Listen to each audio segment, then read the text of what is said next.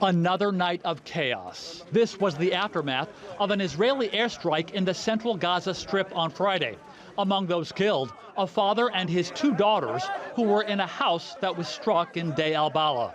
But there's virtually nothing left to fight for in some Gaza neighborhoods, like this one, Tal al-Hawa, a district of Gaza City. Civil defense workers dug out dozens of bodies from these collapsed buildings. Meantime, the ongoing ceasefire talks seem stuck in limbo.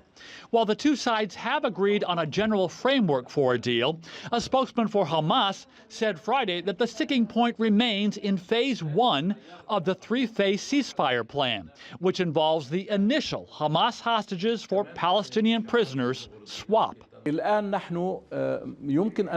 want something written to ensure the continuation of negotiations so that the ceasefire remains in effect in the first phase and leads to a permanent ceasefire.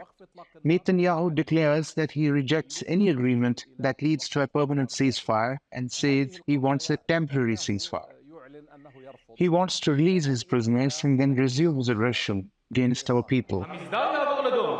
But another potential sticking point. Israeli Prime Minister Benjamin Netanyahu is indicating that Israel intends to keep a hold of the Rafah border crossing with Egypt, which would contradict a full withdrawal from Gaza. But Netanyahu remains under pressure as well at home.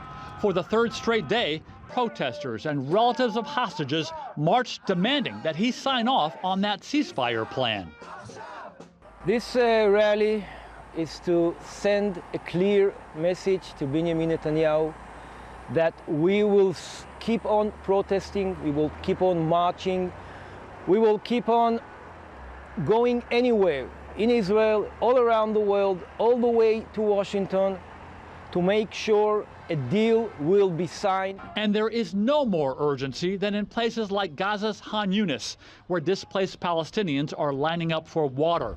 The U.S. agency overseeing America's humanitarian assistance says it's gotten pledges from Israel that aid workers will be allowed to move more quickly and safely through Gaza, a tiny bit of hopeful news. Andy Roesgen, TRT World.